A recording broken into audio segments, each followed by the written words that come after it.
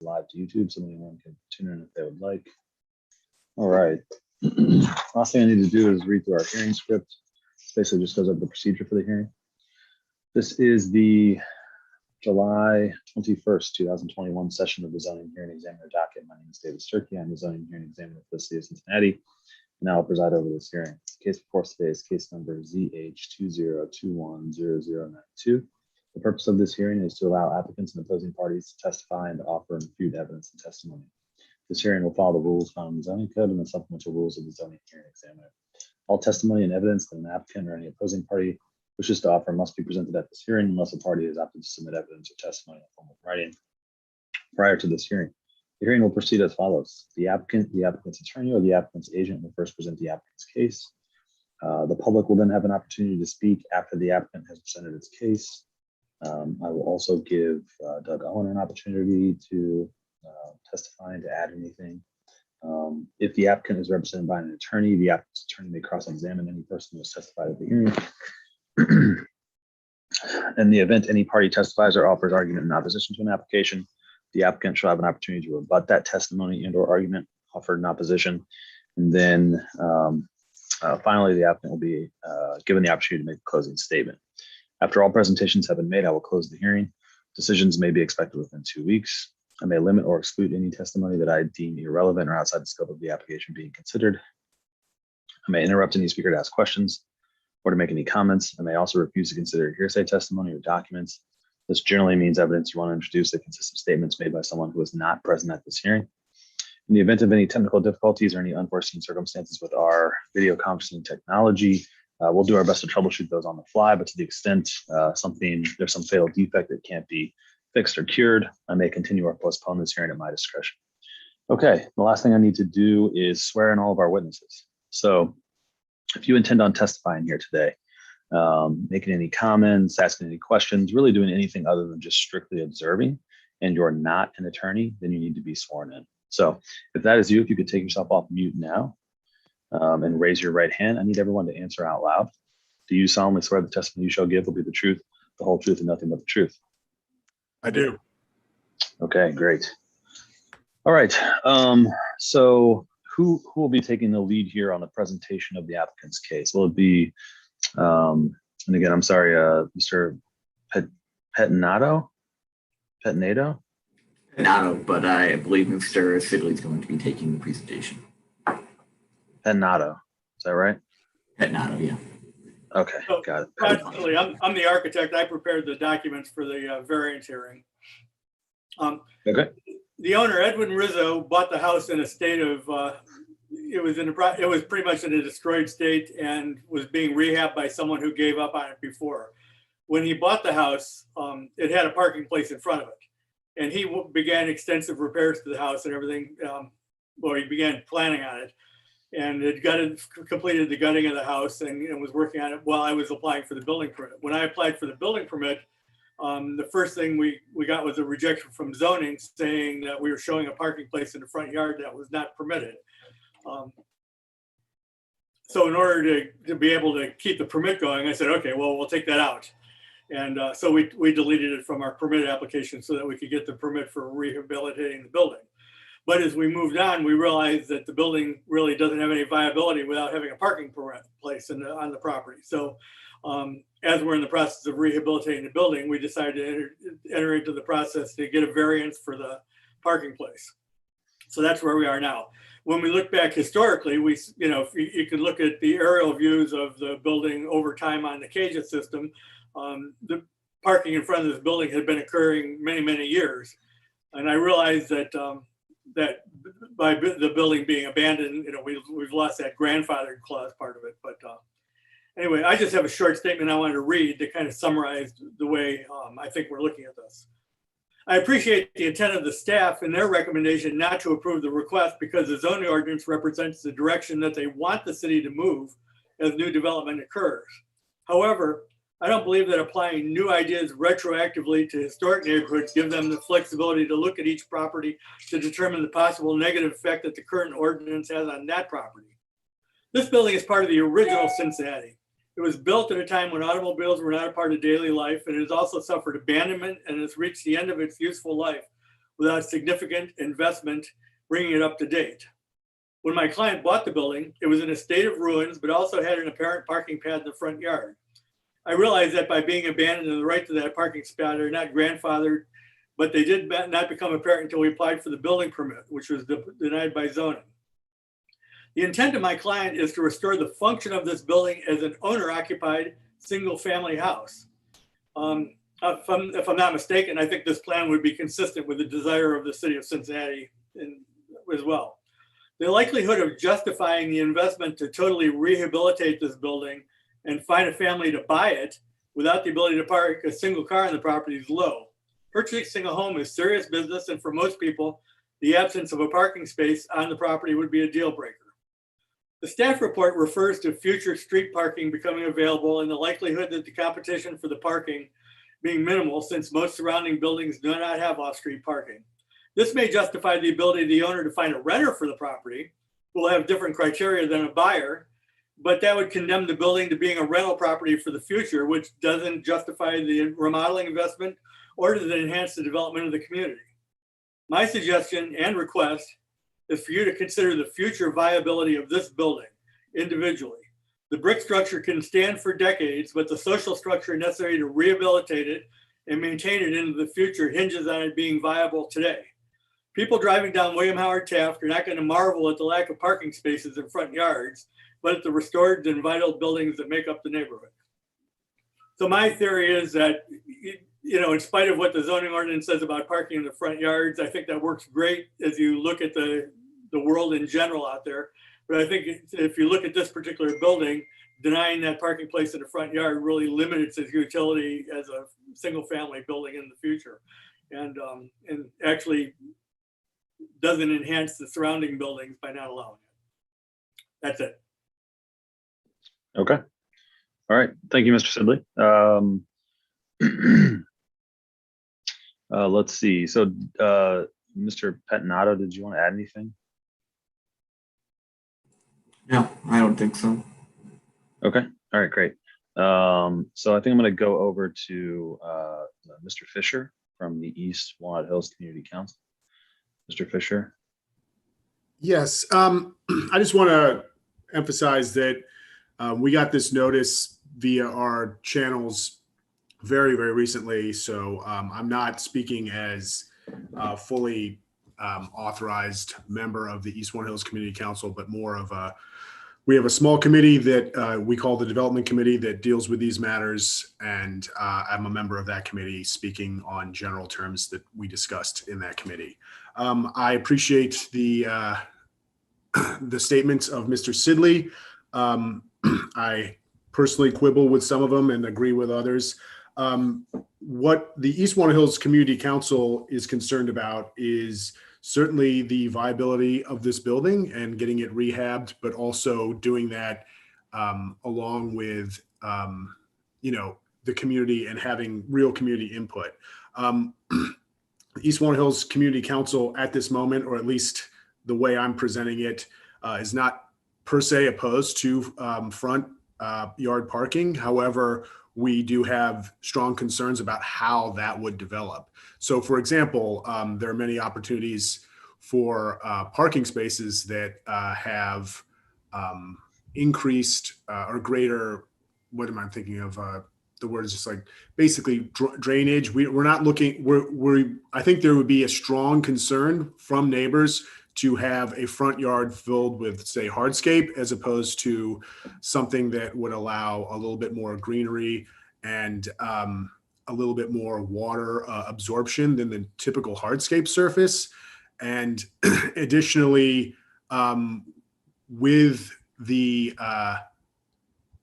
kind of goal that what I understood Mr. Sidley is saying, which is a combination of, this is a historical structure that we're trying to return to its historical nature, but also, we want to have a use that's outside of the present zoning code.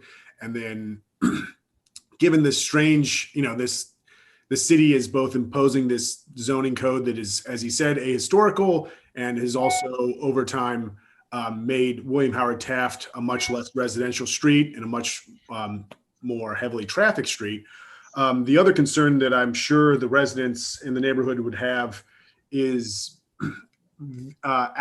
not access so much as visibility, and making sure that people entering and exiting this parking area in the front yard, because there is high traffic volumes and also high rate of speed on that area. And so we'd want to make sure that, while still very close to the business district, so we'd want to make sure that pedestrians and so forth would be able to be seen and feel comfortable with the amount of traffic that might be coming in and out of this this parking spot. So there's other things I could say too, but I'll just leave it at that. The big thing is that we would be concerned about is what the actual design of this variance that's being requested would look like. Yeah, I think that's the key thing that's going to get the neighborhood either very much on board, or you're going to have a lot of neighbors who are going to be strongly concerned about it. Okay. All right. Great. Thanks, Mr. Fisher. So just to be clear though, this has not had you've not had an opportunity to fully vet this with the rest of the community council or committee within Well, the community we've discussed it amongst that committee. We have not discussed it amongst the entire board. Summer also is usually a time that we're not, and it's during the summer, sorry, the assembly, which would be the members of all of the community council, it doesn't meet during the summer. And so I'm attending because we have a responsibility to, the stakeholders in our community. And I do know that the people on Taft have been greatly involved in the Anthem redevelopment across the street. That's a major difference from what they have on their side of the street. And so it's important to the members of the board of the community council that we are showing that we're aware of things that are going on that might affect them in a way, that we want to make sure those residents don't feel like they're being neglected. And so we do think that it's very important that this variance, that the people on that street, at the very least, are made aware of it, because I'm not even sure how much these folks are going to be aware of it at this time, given the fact that it took a while for this notice to get to the community council. We usually stay on top of these things. Gotcha. Okay. Thanks. Thank you, Mr. Fisher. A couple of questions I have. One, there was mention that there may be some changes to the traffic patterns on the street.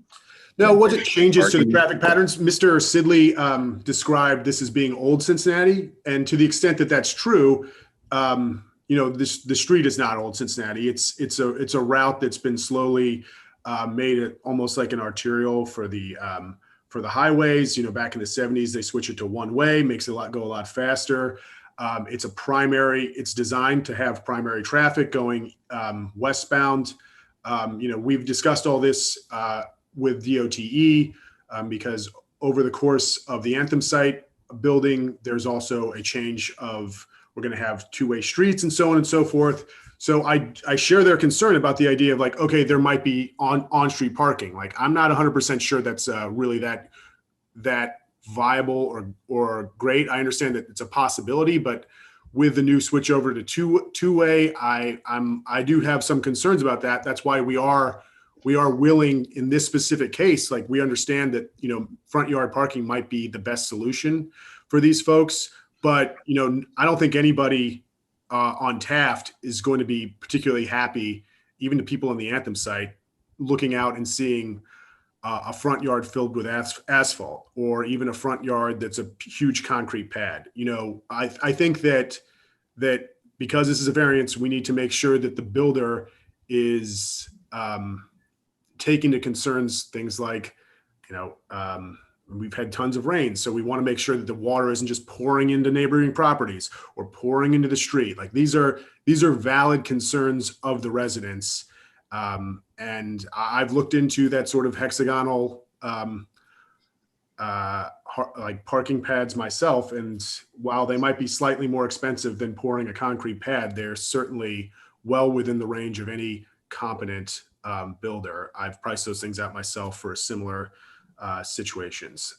So we would like to hear more from the architect about how they plan to actually execute this variance. These types of things are the execution is usually much more of a concern than the actual notion of the variance. Okay.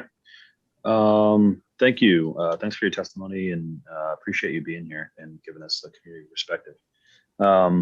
So why don't we give, before we go to Doug, give Mr. Sidley an opportunity to respond to some of that. So Mr. Sidley, I think in particular, he's wondering what's the execution going to look like? Are we looking at a giant concrete parking pad here, or? Well, let me respond to that.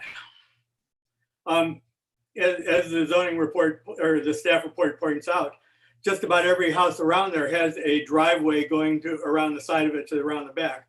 Our parking pad is not going to be any different than the driveway that exists in every one of these buildings. It's no wider than the driveway, and it really is the same material, asphalt, that just goes up to. The only thing is we can't go by the side of the house. If we were able to have a parking place behind the house, then it would be the same driveway going back. So essentially, we're having an abbreviated version of the driveway that exists in every one of these other houses. In terms of drainage, the stormwater of the city of Cincinnati has a threshold of 800 square feet above which you need to really worry about redirecting the drainage in some fashion. Our parking area will be much less than that, probably in the 350 square feet area. So I don't think that again, I don't mean to discount your concern about drainage, but I don't think that the drainage here is going to really impact the street or the neighbors in any way. Yes, it will drain to the street, as everybody else's driveway probably does.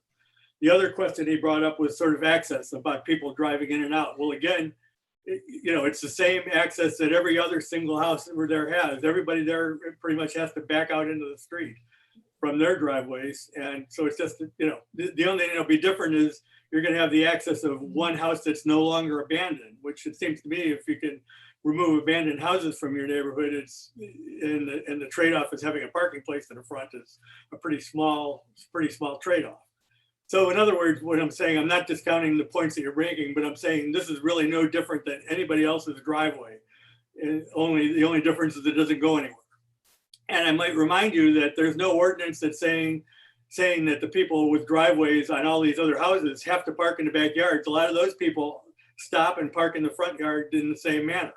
So again, I don't think it's really going to be perceived by anybody once this is done. It's not going to be perceived by any of the neighbors in either a positive or a negative fashion.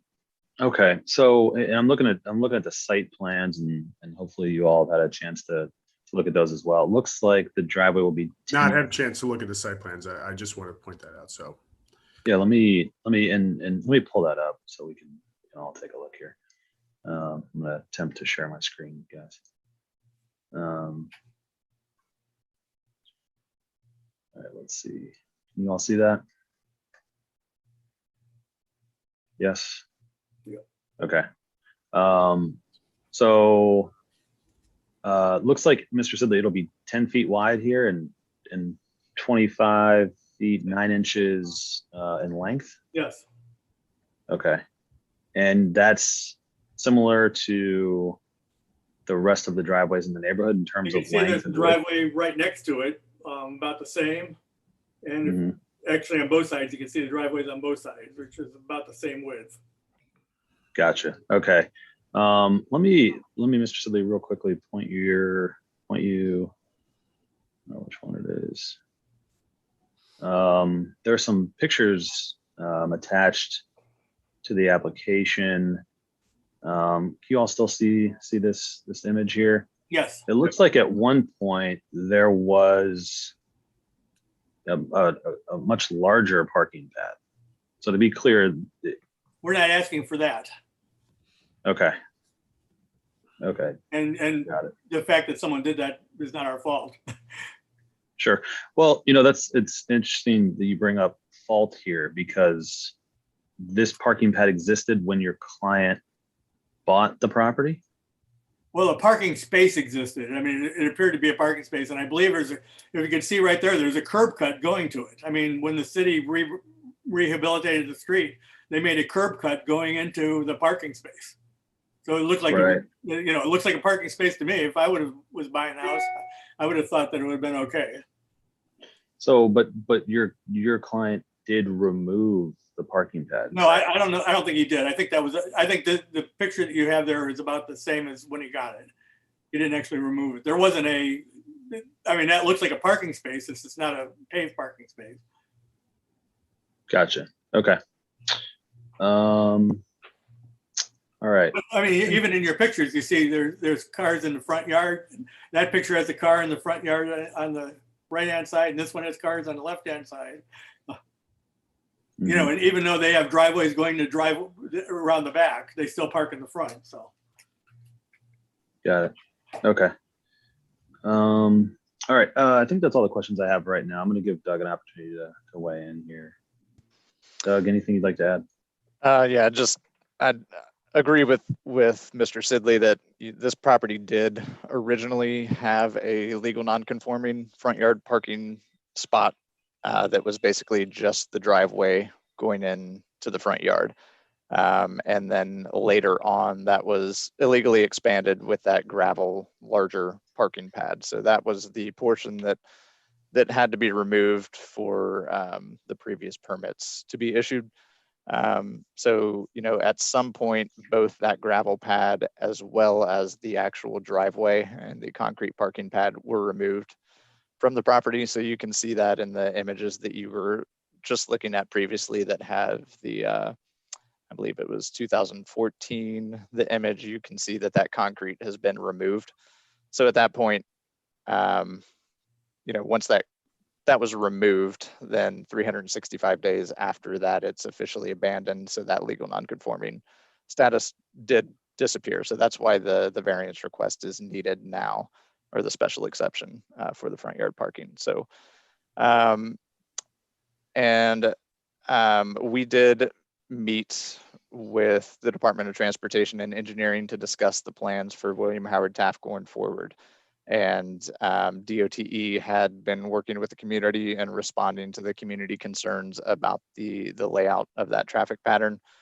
And currently, parking on that north side of the street is restricted during peak hours, both in the morning and in the afternoon, which creates difficulties for people that don't have on-street parking because they can't have those cars parked on the street during those hours. So DOTE responded to the concerns about the realignment going forward, and they did add a 24-hour parking lane on the north side of the street.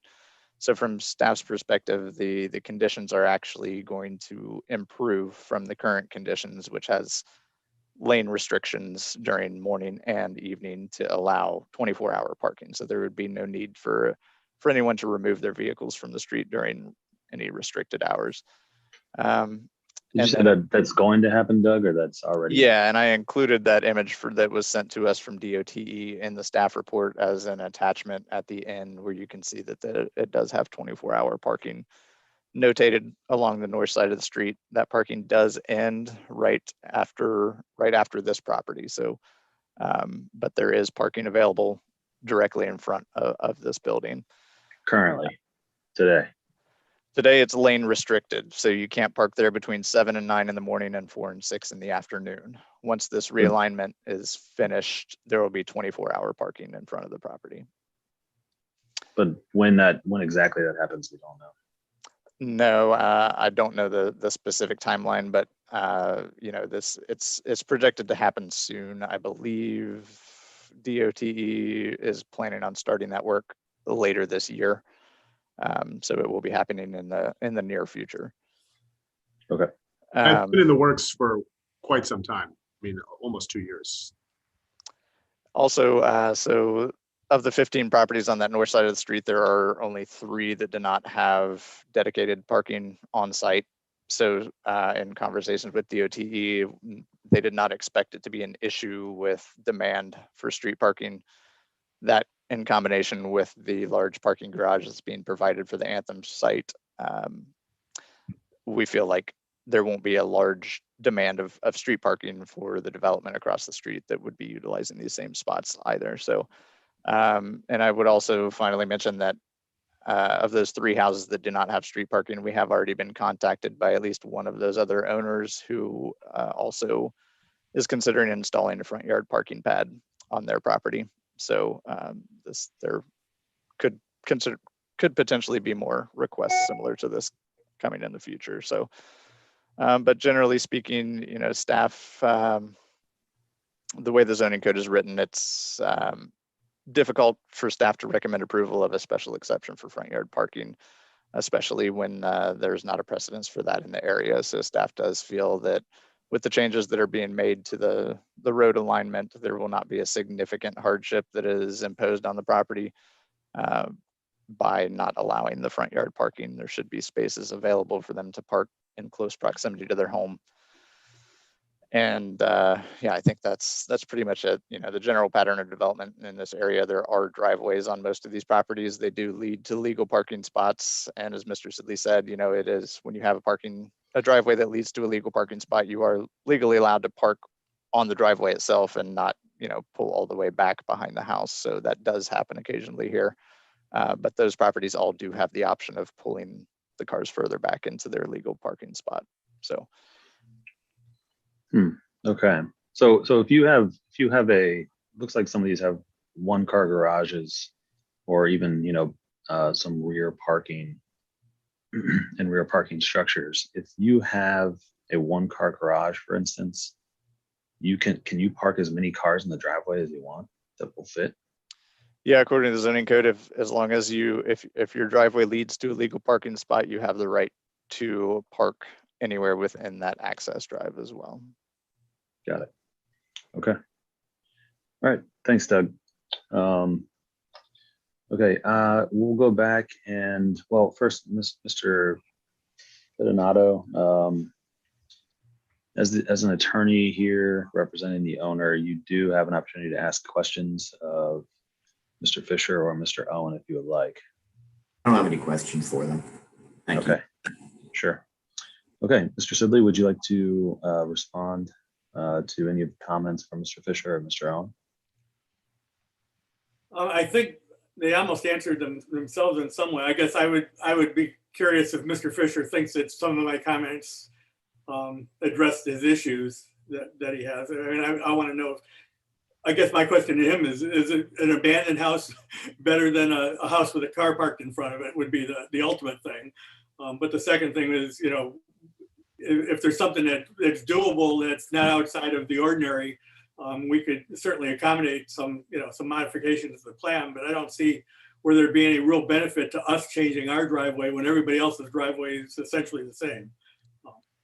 Okay, so I'm happy to respond to that. Number one, I represent an organization that has to synthesize all those individual interests, like the one that you described on behalf of your clients. So when we are involved, we have to think, well, this is something that you want that's very important to you, but the guy down the road who sees this happening says, why can't I have it? And then, we don't want to say we're okay with just one person getting a benefit and not having another person getting a benefit. So we have a little bit of a different viewpoint than I think that you do. So I think that if this is an interest that you and your client has, one of the preferable, and as I said earlier, we were not opposed to it. What we're concerned about is how it's executed.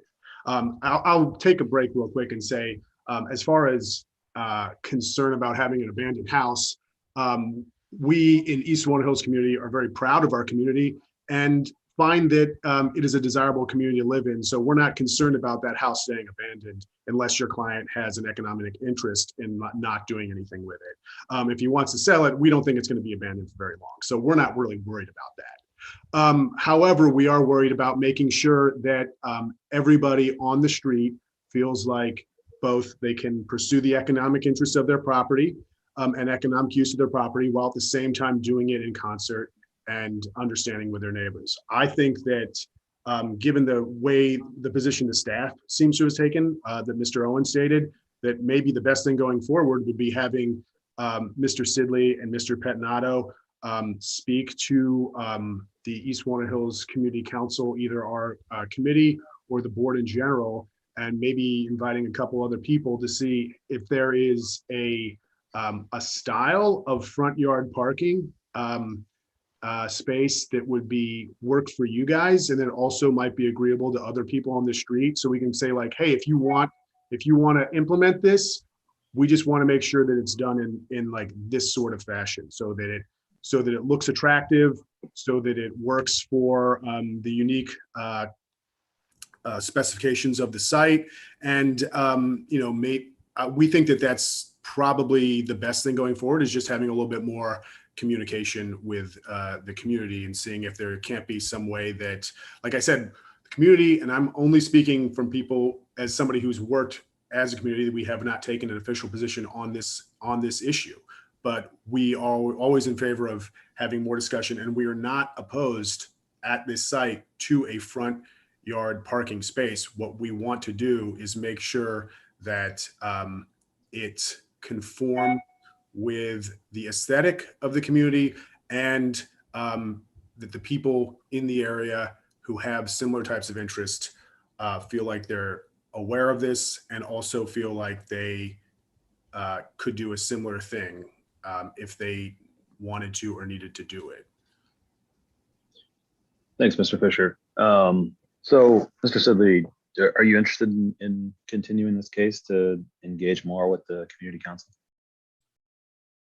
Well, we're certainly not opposed to that. It seems to me like if we can satisfy the city of Cincinnati and the people in the zoning and planning department, that should be adequate, because it's more of a global thing than just a neighborhood thing, in my opinion.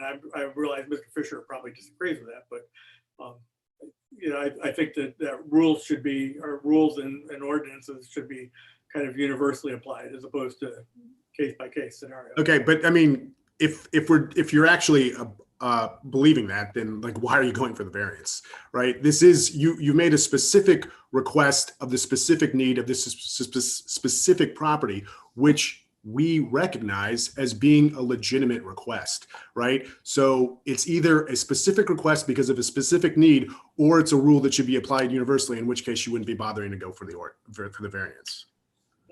That's a good point. Thank you. To answer your question, yeah, I mean, certainly we'd be happy to meet with them and kind of go over all the plans for it and come to some agreement. That sounds great. We Okay. can accommodate you by the end of the month. So, okay, so this is how it typically works. So we'll officially continue this case, and that just means we'll just sort of hold it where it's at. Give you an opportunity to engage some more with the community and the community council. As soon as you have had that opportunity, or as soon as you know that you want the case to be put back onto the docket, you just contact our office and we can put it out 2 weeks from that day. So if you know that the community council is meeting, Mr. Fisher, when's the community council meeting? So the community council board meetings is the last Wednesday of every month. However, it is the 21st today. I can absolutely create a meeting with a quorum of members of the committee that regularly works with this, and we can set something up with Mr. Sidley, Mr. Petnato, if he'd like to present as well, in which case we can maybe hash out some of the details before we even get to the board meeting, if they want to do that. We're very much interested in working with you all on this important matter.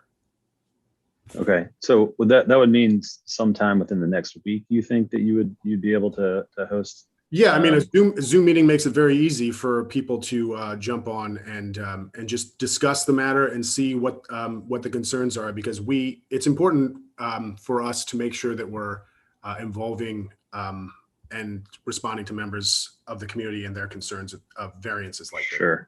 Sure. So Mr. Sidley, just looking at the calendar here, if you can within the next week or two have those conversations, I think we could get you back on August 11th. We could do that now, or if you'd like to wait until those conversations happen and see what happens during those conversations, as soon as you call us, it's typically 2 weeks out from that day, so that we can properly notify and go through those notification requirements. Let me just understand this. I mean, it sounds to me like what Mr. Fisher's saying is that they're not necessarily opposed to it. So assuming that we meet with them and we come up with something that they like and we like, then we come back to you.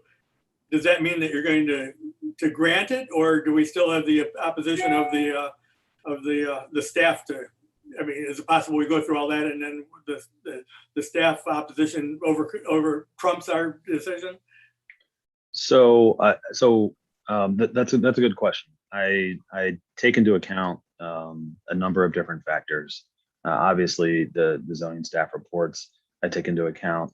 I take into account community council's input and just community and neighbors and adjoining property owners in general. There's really not one that necessarily outweighs the other. And in each case is different. But I can tell you, the more support that you get, I think the precedent would be with my decisions, the more likely it is that the project is approved. I will say too, though, if there are any changes that you make or any screening, it sounds like, Mr. Fisher is suggesting maybe some softening. I don't know if that's landscaping or what exactly that is. But if that does happen, then you'll want to share that with Doug, and that could impact Doug's recommendation as well. Yeah. Is that right, Doug? Yeah, and if I could add one other thing to that too, if this is going to be continued and come back later, I mean, there's been a lot of talk about the economic viability of the project, basically, and having to have the front yard parking pad in order for the project to be viable. Staff doesn't necessarily see it that way, and the application doesn't have any supporting evidence to that effect. There's basically just one statement in the justification statement that says the lack of parking makes the house virtually unusable. So that's the only economic justification that's provided. So if that is going to be a key factor in the argument and the decision, then we would definitely want to see some more analysis as to why it's not viable. So basically, Walnut Hills is a historic neighborhood, as are many other neighborhoods in the city. There are many houses that don't have parking that are very viable. So, if that is a key part of the argument, then we'd want to see more information on that so we could incorporate that into our staff report if that is provided through the continuance. Okay. Mr. Sidley, any other questions about next steps or process or anything like that? No, I think I understand. Okay. All right. Well, yeah, just reach out to myself or Cassandra Manus, and we'll get you on as quickly as possible once you're ready. Well, did you want to go ahead and set it up for the 11th, and we'll plan on heading for that? Sure. Yeah, that's fine. We can set it again for the 11th. And then I need some way to communicate with Mr. Fisher. Yeah, I can give you my contact information right now. Okay, that'd be good. Okay. My last name is spelled FISCHER .TONY. That's fisher.tony@gmail.com. You can email me there, or you can, I don't even care if people know my cell phone, 513-257-7487. Okay, great. All right. Yeah. The sooner you reach out, the sooner we're going to be able to get you a meeting with the people who are stakeholders. I would think we might be better off meeting on site as opposed to Zoom, just because we can look at it and look up and down the street and things like that. I think that makes a lot of sense, and but that doesn't mean that it's everybody's schedule will be accommodated. So once again, the sooner you meet, the sooner you reach out, the sooner that we can have the optimal meeting. Okay, great. Thank you. Okay. Thank you, everyone. And Mr. Sidley, again, if there are any changes or additions or anything else you want to do to update the application, please be sure to share that with Doug Owen as well. Yeah, anything that we come up with, I'll copy Doug on the copies. Okay. All right, great. All right, thanks, everyone. Appreciate your time, your testimony here today. Hope you all have a wonderful day. We are continued in progress. We'll see you on